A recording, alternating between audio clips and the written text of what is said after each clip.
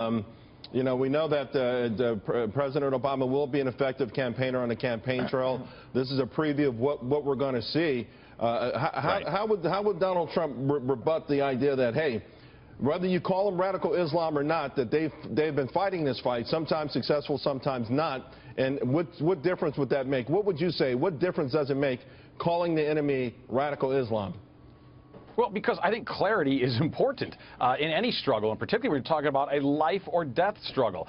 Let's speak plainly. And by the way, Donald Trump speaking with such authenticity is part of why he is resonating so well with the American people. It occasionally gets him into trouble. I can see that. But I thought he gave a very serious and very sober speech yesterday in New Hampshire about his foreign policy plans. And when you say, Charlie, I'm going to disagree with you, my friend, when you say that he doesn't go far enough, who's gone farther? This is a man willing to say something incredibly politically incorrect, which is saying we need a temporary halt to Muslim immigration. It's one thing to say, you know, which is, by the way, impossible. Banning religions from coming into a country is insane. No, but you can ban areas. But we can say no Syria, no Afghanistan. Now, here's where he gets in trouble.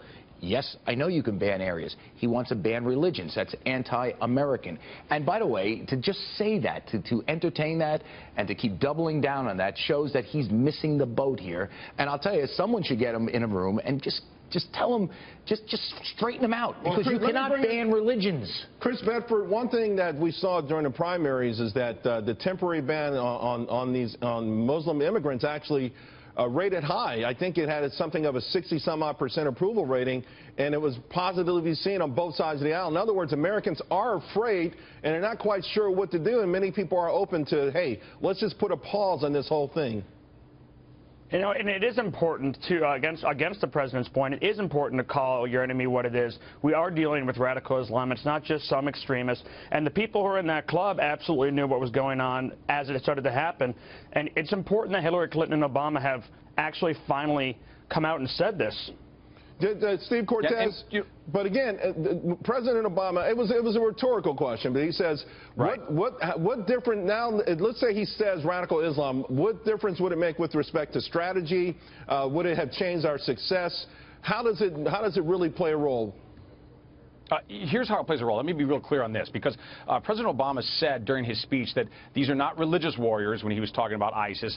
He effectively said it's just a gang. It's just a bunch of thugs. Well, thugs don't blow themselves up, right? This is a religious warrior group, that they are willing to go all the way to suicide, and that they truly believe that on the other side of that terrible death, when they inflict pain, that they're going to be rewarded with wine and virgins. Okay, so we can't deny the reality that this is a part of Islam. Is it the dominant part of Islam? No, but it's a significant minority, and it means us great harm. Steve, you're making that point. You're making that point better than your candidate. I'm just telling you that my point is this. These are if just from a political standpoint, it's a tragedy. I don't want to like diminish the tragedy part of it, what occurred in Orlando. But like, you agree, though, the president should have been saying radical Islam all along? Yeah, I mean, all these are fastballs down the middle for somebody with the right message that doesn't get sidetracked on idiocy. Listen, Donald Trump gave, okay, I don't know, I thought he should have went further in that speech last night in building walls and banning Muslims. You need more than that. I wanted to see more in that. However, it wasn't a bad speech. But guess what he did right after that? He revoked the Washington Post's press credentials. I mean, is he crazy? He's getting involved in that fight when we're worrying about terrorism? It diminishes his message every time. And I'm sorry, if you're going to go against...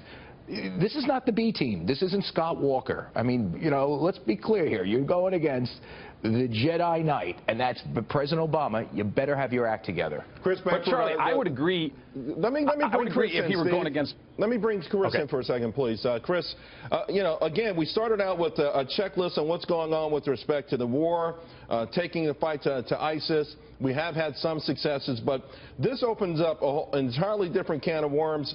I know this is probably going to be the news of the day. I expect some tweets to start hitting us, the Twitter sphere real soon. But should Donald Trump take the bait? I think Donald Trump will. He's shown that he barely ever lets somebody start a fight or say something without him responding. Now, one of the problems he's going to have with things like doubling down on the Muslim ban is the only group of people who are actually going to have their papers in order when they get to the border are going to be the terrorists. Those guys are still going to be able to get in. And as the president pointed out, we've had another couple of people. The last 2 attacks have been by people born in the United States. But I think that Trump will have to respond to the president. I think he'll respond rather impressively. And if he can actually focus down on specifics, like what Charlie's talking about. Talk about countries, and not talk about religions. Talk about governments that we're fighting against. Talk about Iran. Talk about the Saudis. Then he could actually turn this into... Charlie Gasparino. Talk about political correctness. And I think we all can agree, though, this was President Obama's "what difference does it make" moment.